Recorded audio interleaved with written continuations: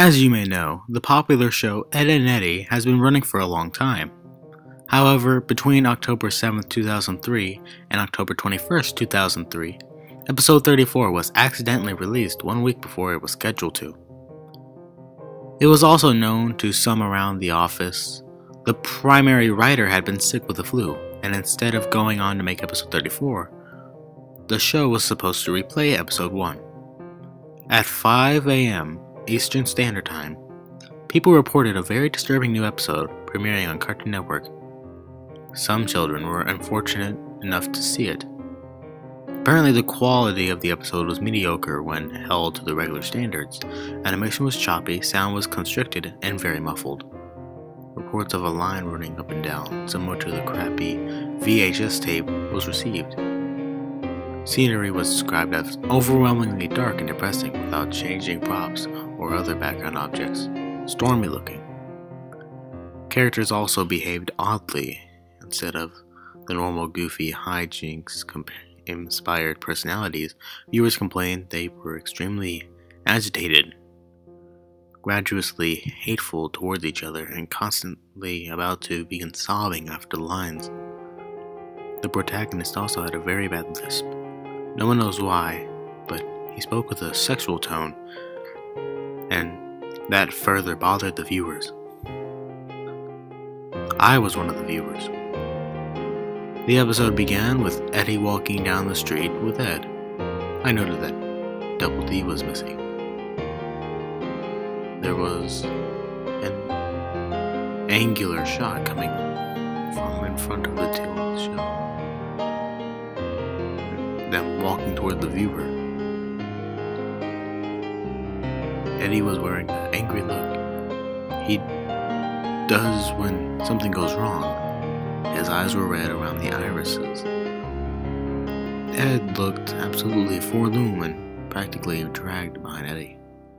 Tears in his eyes, which were both lazy and looking the opposite outward directions.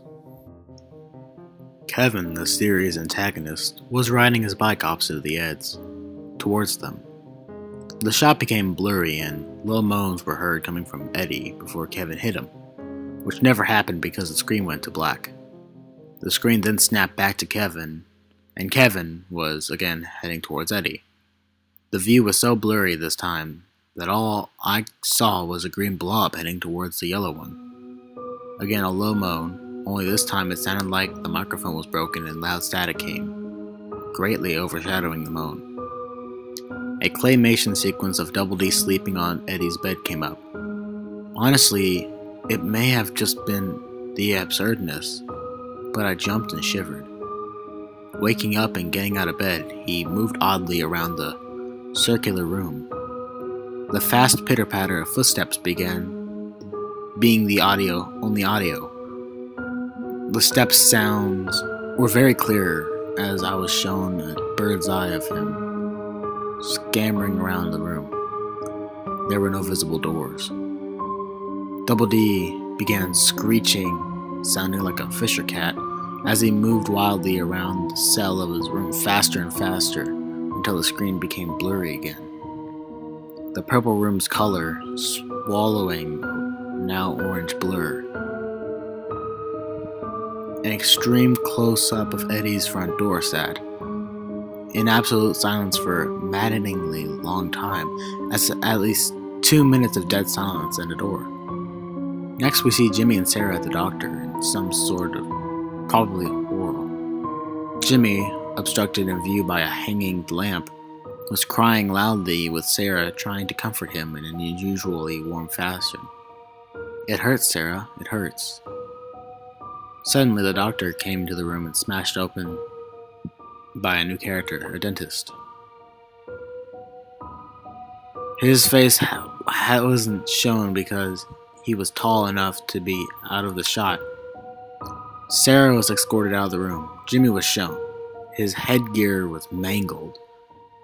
The front bed upward, stretching his lip very high, tearing proportions. The front of his gums were trickling blood, and his teeth were missing. The disturbing part was he had lost both arms and legs beforehand, apparently. and set a paraplegic. I almost cried and came to the conclusion that the others had beaten him up and bent his headgear. The camera stayed on his mangled face for a few seconds, still as a picture, silent as ever. Commercials came on. We are instantly assaulted with a very hairy Rolf in his darkened shed, fisting the cow repeatedly. The visual loops and gets blurry again as the scene pans out. Naz is reading a magazine on our couch. The quality is now perfect. Eddy is now alone without Ed. The quality declines worse than before, and he is still awake, well, walking. The sun now lightening the mood somewhat. As he smiles, it begins running. The door is shown again, and we see through Eddy's eyes as he reaches out and opens it. His house is nice and bright, but a very badly played violin is blaring. The only audio in the scene as he makes his way through the house. Eddy opens the door to his room.